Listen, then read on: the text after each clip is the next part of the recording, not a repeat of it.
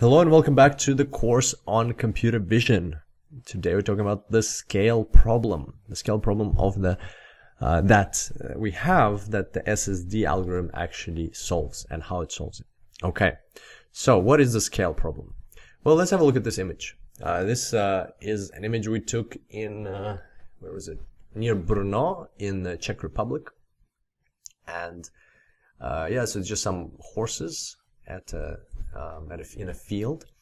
And what can we say here? Well, let's just do what we have learned so far, and let's see how the algorithm would go if we just apply the concept we learned. So we'd overlay the grid, we would apply some boxes, and right away, without further ado, we can see the boxes that have found features of horses and boxes which haven't found features of horses. And so if I remove the green boxes which haven't found features of horses, then you will see that somehow this horse right in front, the main horse, the one that's like the most obvious to us as humans, it has been missed.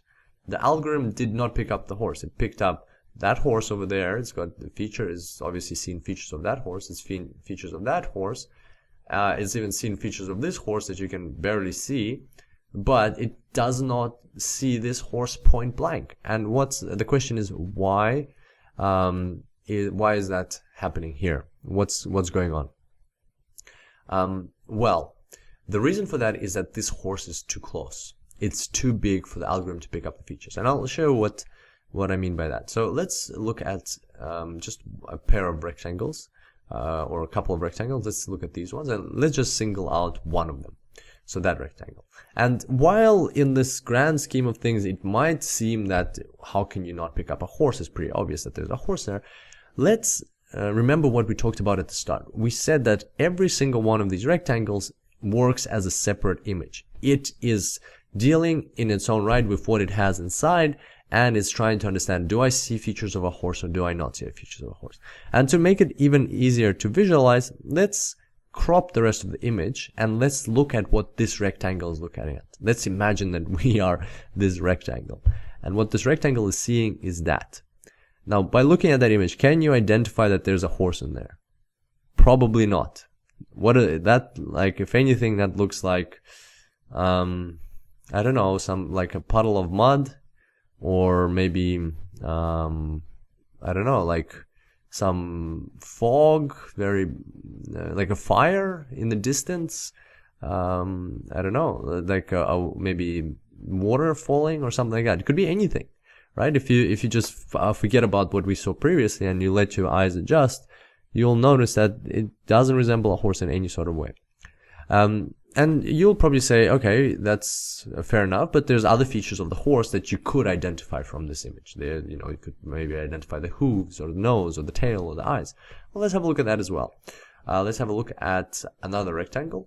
Let's have a look at this one. So here you can see that, yes, we can kind of identify that there is an eye, and because of the what is it called? This part that goes in the mouth of the horse, and I really should know this, but because of that pink strap, we can see that it's a horse, and it's fair that the algorithm should be also leveraging that pink strap. So yes, it does resemble a horse better, but remember that the SSD not only needs to identify that indeed there's a horse in there, but it also needs to identify. It will need to make a suggestion for the actual box that completes this horse, that contains a horse. And so from here, can you tell, just forgetting about that image, can you tell where the horse is actually located? Is it located like this, or is it located like this, or maybe it's located like it's turned its head like this, but it's actually standing on this side?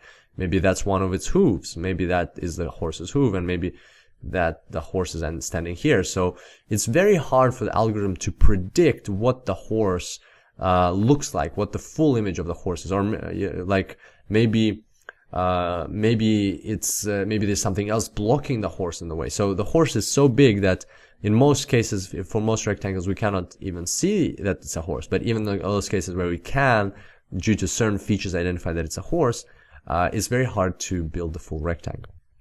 And so this is where the SSD, the next component of this SSD comes to the rescue. And so let's have a look at the scale problem, that is how SSD deals with the scale problem.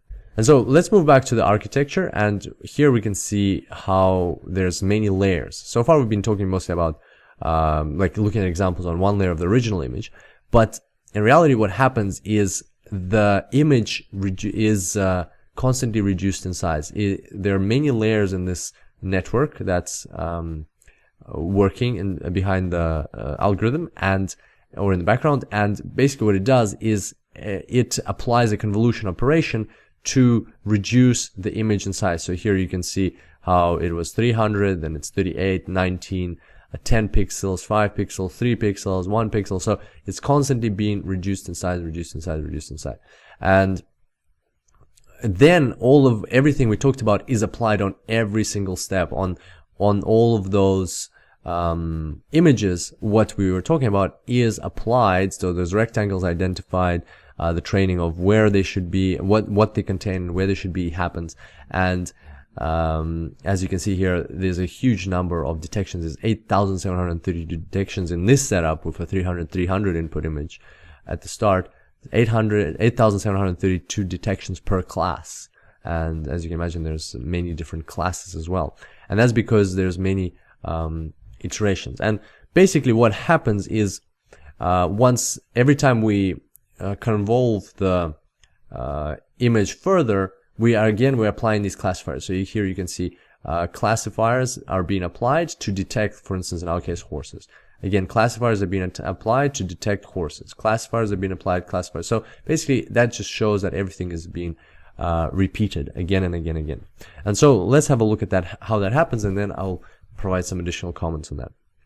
So there's our image. What happens to the image is it actually goes through a convolution, and we're going to just resize it, but that's just for visual purposes, just to help us understand better what's going on. In reality, it's not just resized, it actually goes through the convolution. So the image won't look anything like itself anymore.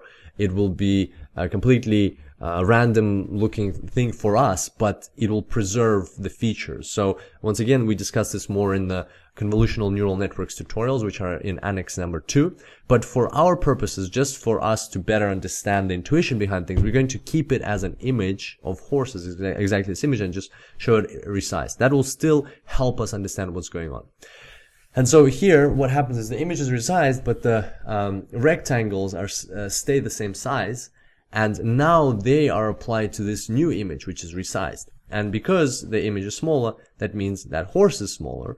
And now if we try to pick up features of horses, you'll see that these rectangles do pick up a horse, whereas those rectangles that used to pick up a horse, so this horse is not picked up anymore, that one isn't, because they're smaller now. Just similar to what we had in the first example with Adlan at the lake, and there were people in the background, but they were too small to be identified.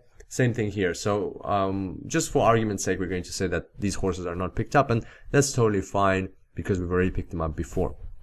Whereas now we've picked up this big horse, which in this new version of the image is smaller.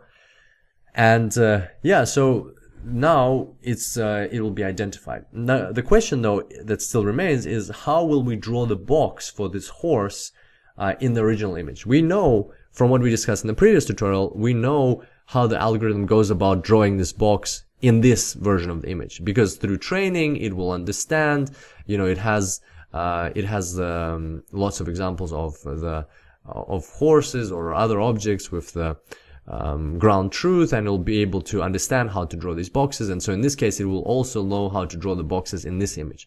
But remember that we got to this image not just through resizing, but through a convolution operation. And that means we still have the question, how do we then take this box and move it back? Well, it's pretty straightforward.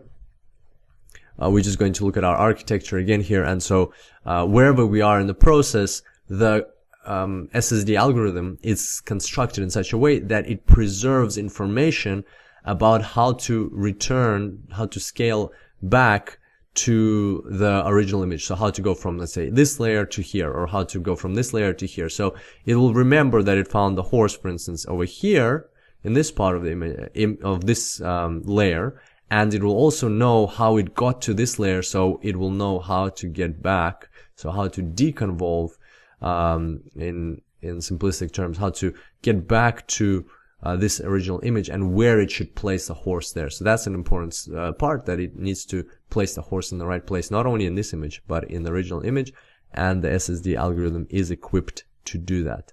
And so basically, through this way, we are now able to handle objects of different sizes.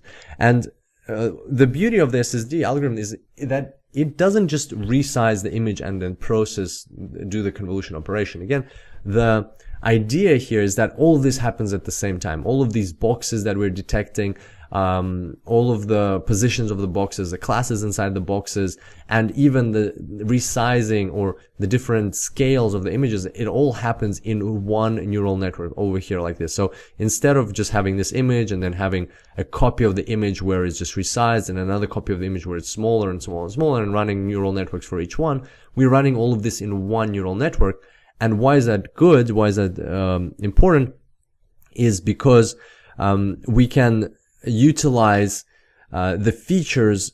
We can share the features across the different layers, so that when we're training the network, it learns how to detect horses at when they're in the full size, or in this layer, in this size, then when they're smaller, when they're made smaller, and so on. So that way, all of the layers are learning together, and that gives it that additional power. That there's power in numbers, that they're seeing more different horses at the same time. So some horses are seen here, some horses are seen here, and therefore it is more powerful in the sense that it has more examples to work off, and the network can better adjust its weights to properly detect those horses. So this really helps or facilitates with the training. So that's how the SSD algorithm deals with the scale problem. It's quite a smart solution, and I'm sure you'd agree that putting all of this into one convolutional neural network is pretty exciting, and definitely gives us some amazing results in the end. And on that note, I hope you enjoyed today's tutorial, and I look forward to seeing you next time. And until then, enjoy computer vision.